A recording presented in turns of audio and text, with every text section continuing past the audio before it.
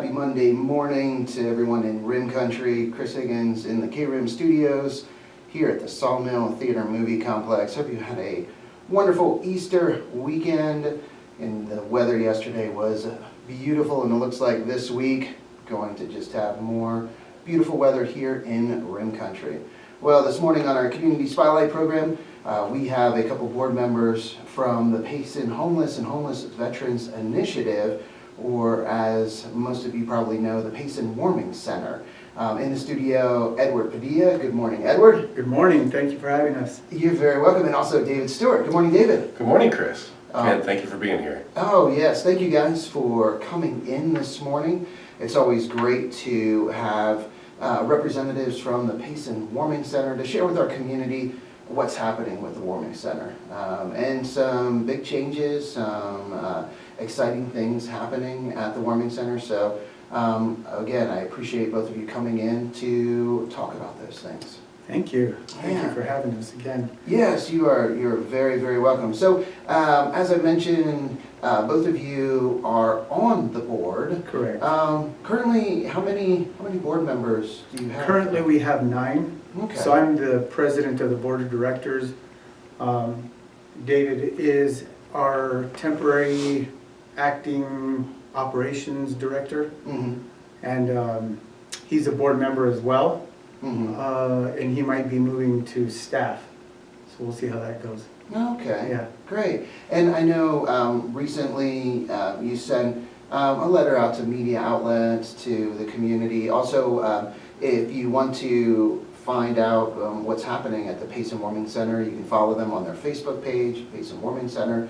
But just some changes recently. Correct.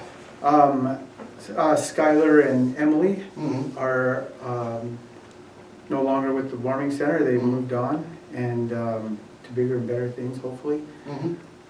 We, like I said, we're as far as management goes, like David and Cody Freeman he is the culinary director now, and so we're moving along in that way, and we're just continuing with helping homeless and people that are on the verge of homelessness, helping them as well. And so, yeah, we're just kind of going forward.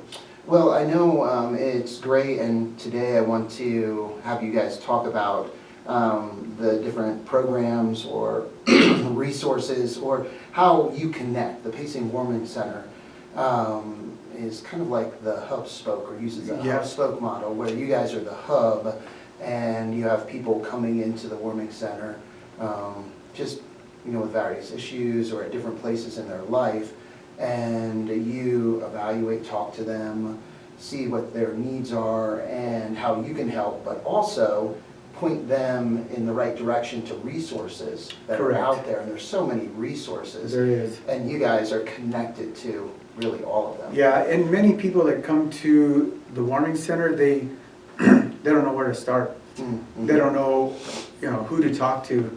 And so that's one of the things that we kind of help direct them to the different organizations or resources.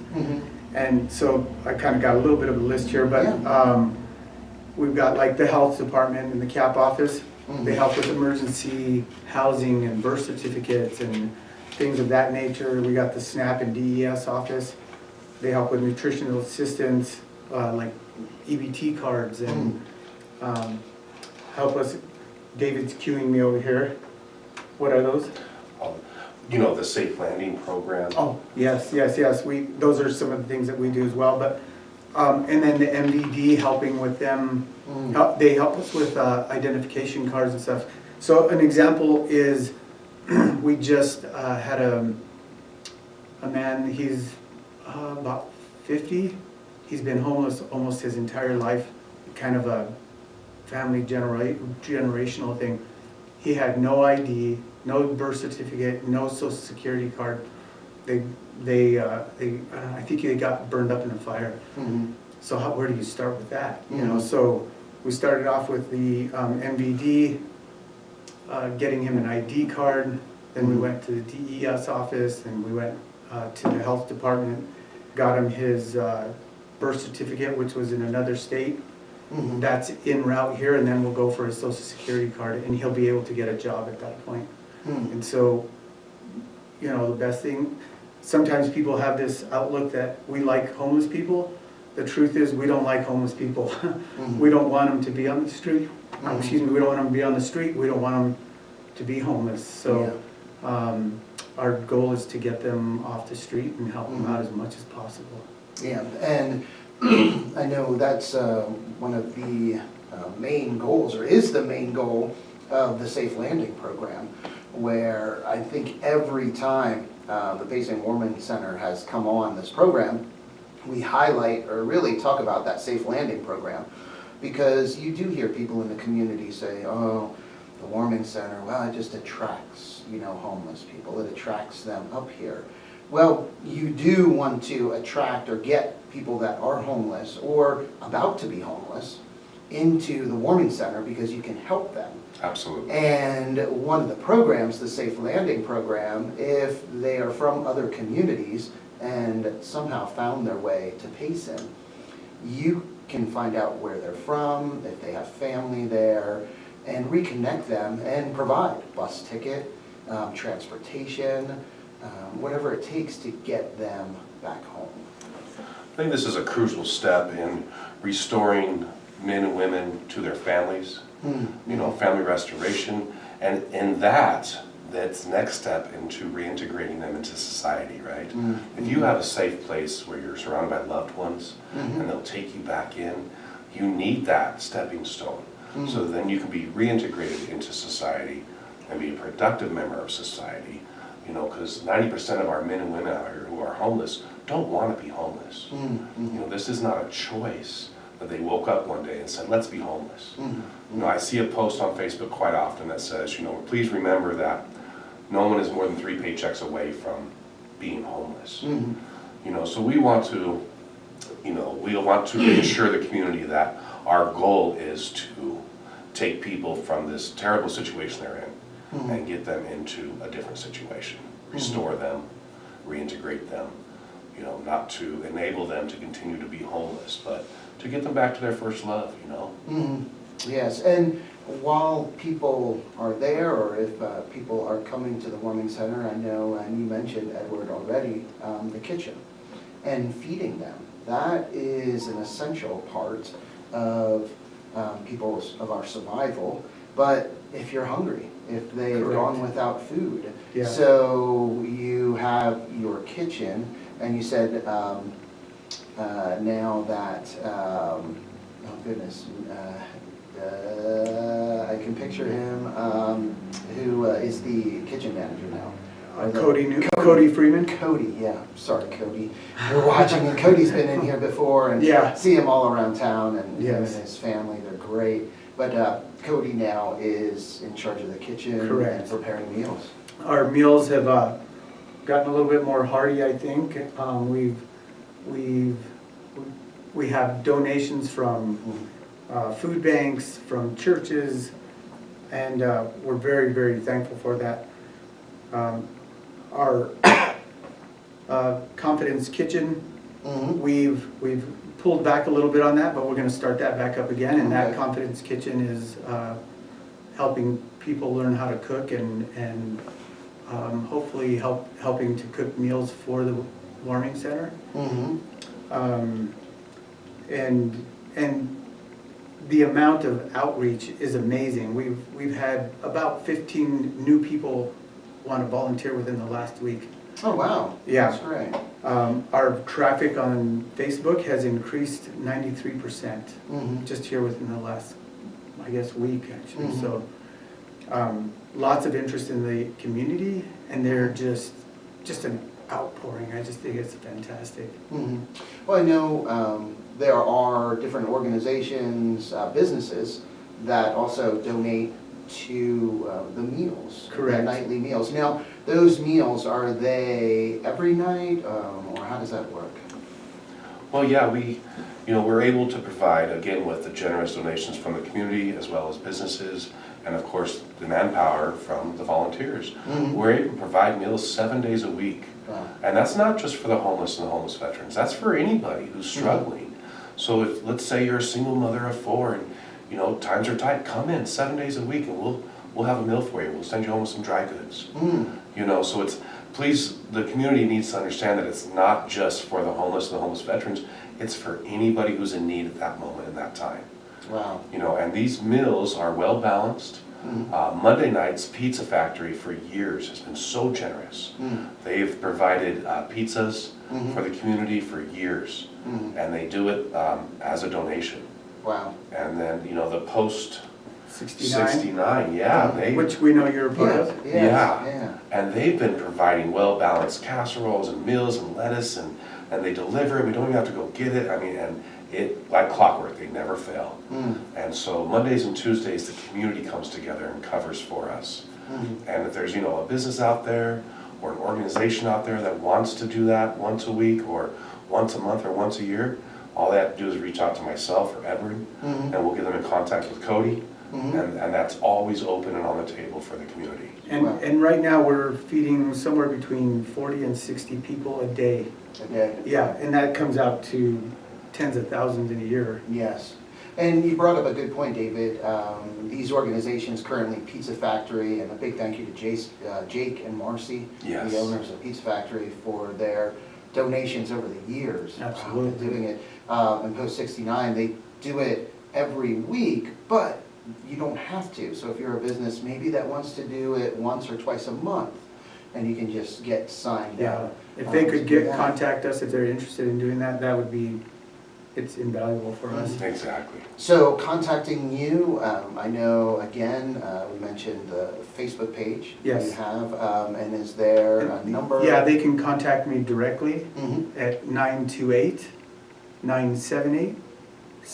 928-978-7157. Okay, great. So yeah, that is really good to point out. And you also mentioned volunteers. Yes. So you've seen an increase An in increase. uptick in volunteers. Yeah, like I said, about 15 people have contacted us to volunteer in the last probably week and a half. And and if others want to volunteer, call us, give us a call, because we have spots that need help, that we need help with. And we need people's skills and their talents, and the community needs it. It's really what it comes down to. And their time is invaluable. We just can't, we can't survive without volunteers. You know, it takes all of us to do what we're doing for this community. Yeah, it's the organizations, the nonprofits that we have in this community, it's the volunteers. It is. The volunteers, you hear that from every single organization. The volunteers that make their mission, make it possible to do their mission. Yeah. And also to the extent that they're doing it. Yeah. They could maybe continue as a nonprofit, but their impact would be far less if it wasn't for all the Absolutely. volunteers. And if somebody doesn't feel like they can volunteer, but they want to donate, they can donate things like obviously money, food. They can do tents, sleeping bags, toiletries, clothes, and that's one of the things that we have is we actually have a donation area where they can come in and get a fresh pair of clothes and not have to pay a dime for it. Wow. So again, if you're just tuning in or just started watching on our KRIM radio Facebook live stream, talking with Edward Padilla, and he is the president Correct. of the Payson Homeless and Homeless Veterans Initiative Board, and then David Stewart, and you're soon to be the director of operations? Right now, I'm just a temporary fill-in, Okay. Yes. operator.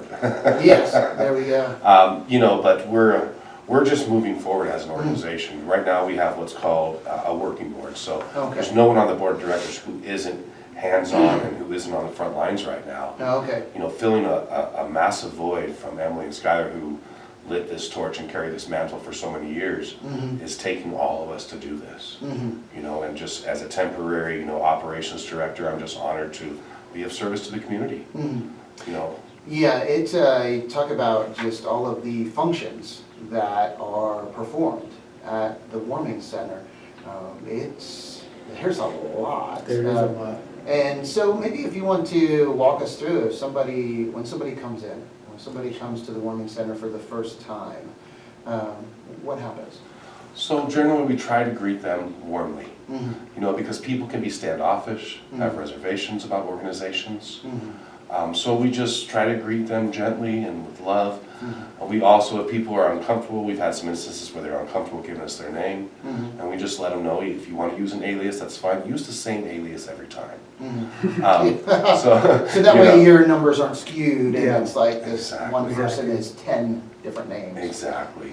So we run down the programs and resources that we provide Mhm. on a daily basis, which is a hot meal, which is dry and canned goods, Mhm. sometimes breads, sometimes, you know, perishables that they can take home on a daily basis. Mhm. And then we take them through the clothing section. We give them a little tour, Mhm. show them where the restrooms are, show them where the showers are. Showers provided 7 days a week if possible. Okay. There's times where we don't have the volunteers to open up the showers. Mhm. However, it's generally never less than 5 days a week that we open our showers up.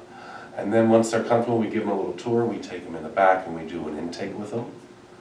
And we just let them know, you know, our operating times, 4 Mhm. PM to 6:30. David, can you explain what an intake is? Yeah, it's just some basic questions. Mm, okay. Can't go into great detail, we do have some HIPAA stuff that we need to adhere to, but we just want to know, you know, where they're at, where they're coming from, what their plan of action is, how long if they're going to be in Payson, have they been in Payson, where they come from, Mhm. do you qualify for a safe landing program, do you need us to get you to families or friends where you have a safe place to stay, Mhm. and we just, the intake process can take a little while.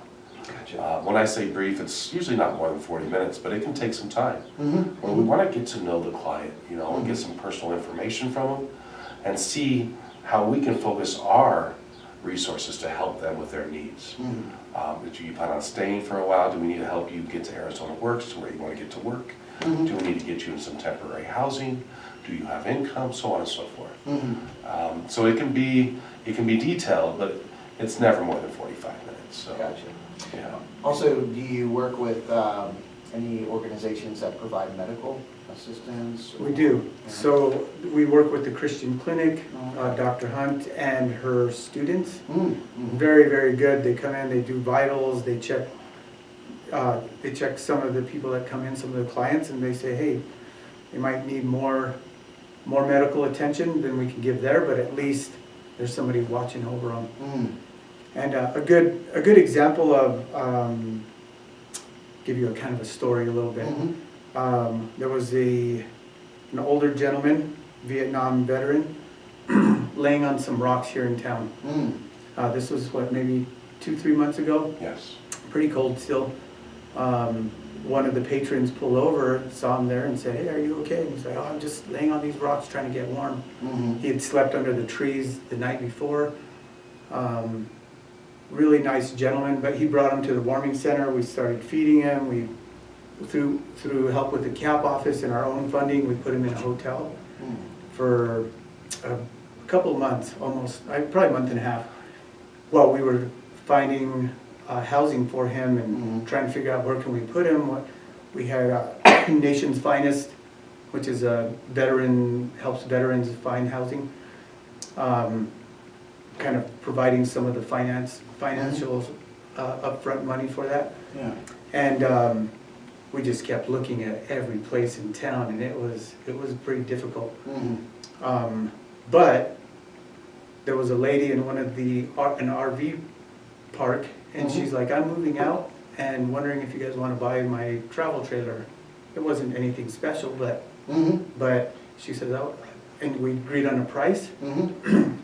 Guess what? We get to get him in that RV, Wow. and he's happy, Mhm. and he's safe, Mhm. and he's he's got some sicknesses that he's working on, Mhm. but he's super happy. Oh, yeah. And so that's that was just, we probably put him in there about a month ago. Mhm. Well, and you say, you know, it isn't, it's a travel trailer, nothing Correct. extravagant, but it's his home now. Right, for him it's For him. extravagant. Yeah, And compared to sleeping under the trees Yeah. and warming himself on rocks. exactly. So to be in a trailer now, and Yeah. to have that as his Yeah, home. and he's just one success story. We have multiple, almost, maybe not daily, but at least weekly. Mm, And it's not always housing or something, but I just helped a gentleman get his, like I said, his driver's license or ID mhm. and his birth certificate. Yeah, because without that, it's almost impossible to get a job. You can't Correct. get a job. Yeah. Everybody wants that, so. Yeah, Yeah, I take a copy of that, so, yeah, it's some, those things that we sometimes don't think of, we take for Exactly. granted. absolutely. Because, hey, I've had an ID, and maybe, you know, the times I've lost my wallet, it's been an inconvenience, but I go in and get another one, I mean, not a big deal. Yeah, But just if you're going through some hard times, things Yeah. happen. and if I can give just a quick shout out to all of those volunteers, because honestly, they are taking their time away from their families, and Yes. sometimes their families don't agree with the things we do. Mm-hmm. But they still come out and volunteer, and they give their time, they give their money and their talents and all that, and sometimes it's a lot of hours that they give, and we Mhm. appreciate that. So, you just said, sometimes the family members, or I know people in the community that don't agree with what's done. Correct. In the Payson Warming Center. Right. We talked about the Safe Landing Program, so instead of the Payson Warming Center being kind of this beacon or attracting, you know, homeless people into Yeah. the community, they come up from the valley or from Flagstaff or wherever Yeah. to come to our Payson Warming Center, just really not true. What is maybe another misconception that you've heard or, you know, people might have that you can dispel or say, well, no, that's not true because we do this, or Right. this is really what's happening? I think at least one, and then David can add to this, but one of them is that everybody that's homeless is a drug addict, Mm, and that's not true. okay. Sometimes they may have a little bit of mental illness. Mhm.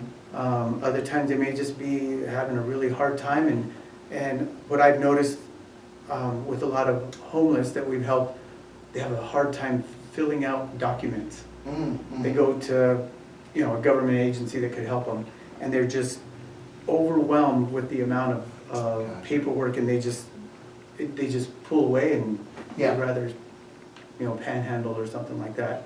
Gotcha. Another one is that it would be, or just more of a comment, is it's better to give, if you're gonna give monies, Mhm. give it to an organization that helps the homeless rather than give it to individuals. Yes, yeah. That's just one of my things. If you feel like giving it to the individual, you feel prompted to do that, then you gotta go for it. Mhm. But it's better to give to an organization. And I think if you want to give directly to someone Yeah. that is homeless or, you know, struggling, give food, give Yeah. water, Yeah. maybe some toiletries. But money, there's the opportunity for that to be spent on something else. Yeah, Absolutely. Yeah. Absolutely. And Edward, as he eloquently stated, that is the number one misconception, Mm. is that, you know, this is a place where drug addicts hang out. Sure, we have people who are in their afflictions and addictions, Mhm. but, you know, we have families that come in there as well. Mhm. You know, we have movies that are for the whole family being played during dinner, soft music. It's an inviting place. A personal instance, we had a young lady was volunteering there, Mhm. and she's fresh in town, staying at her grandmother's house. Her uncle drives by and sees her truck out there, Mhm. and her uncle and her grandmother sit her down that night and tell her they don't want her volunteering there because that's where the drug addicts in town go. Mm. It's just, it's an unfair misconception, and as Edward stated, you know, very small percentage of our homeless population want to be homeless. Mhm. It's negligible. Mhm. You know, there is a lot who suffer from behavioral health issues as well as addictions and afflictions. You know, giving them a chance, resources, showing them love every day, gives them a chance to strip them of those things and get back into society, back to the first love.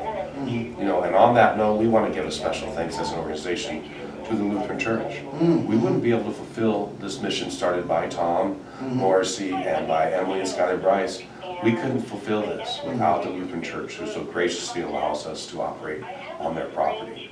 So we just want to, we want to give thanks where credit's due. And talk about, I know we last week had Sean McClure, he's the president for NAMI, the National Alliance on Mental Illness. People that are in just a very serious situation or facing serious challenges, financial, their housing situation, feeding their children, whatever it is, they're going to be very distraught. And it can be like maybe like a tailspin, where you're going down and you don't know where to turn. That's right. Maybe you don't have the family support, or you can't, have a hard time with paperwork, or, you just are like missing some pieces that would help you, but just everywhere you turn, you kind of, run into a wall or a closed door, and it just kind of spirals down, and then before you know it, you could be in a situation where you're on the street, you're in the woods, you're somewhere. So that's where the Payson Warming Center, it's getting people, and wherever they are, they might be in that spin, kind of meeting them where they are. Saying, okay, you still have your home, but you're barely hanging on. Well, here's the CAP office, here's this resource. Hey, we can get you food. Come in, for our dinner, so you're not spending money on food. But it's meeting people where they are and assisting them, where they're at, so hopefully that tailspin doesn't continue. So they just don't go further and further down.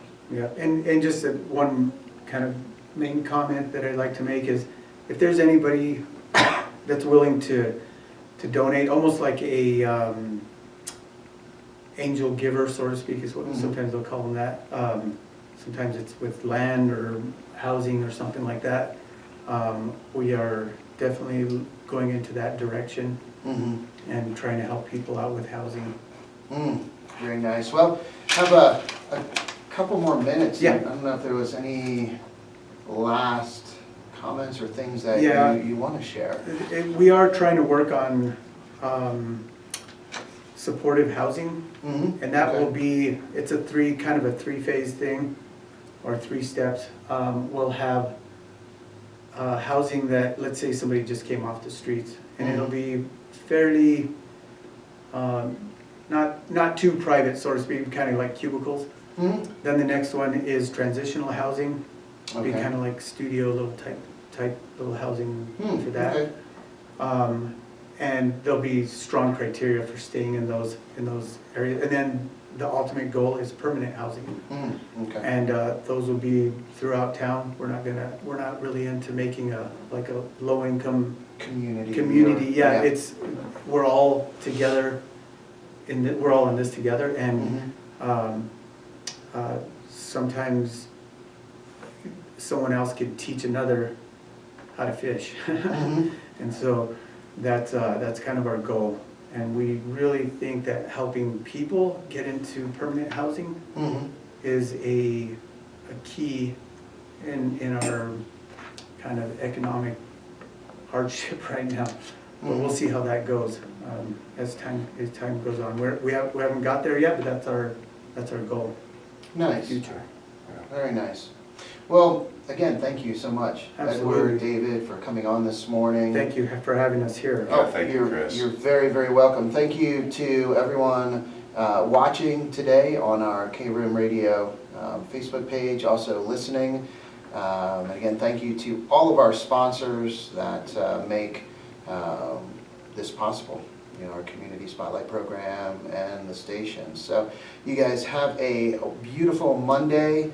Time to get back to the music here on KRIM, but first we're going to get an update from the National Weather Service so they can tell us how lovely it's going to be today. And then we're going to have music from the Doobie Brothers, Cat Stevens, Elton John, and more. You guys have a wonderful day. Very cool. See you guys.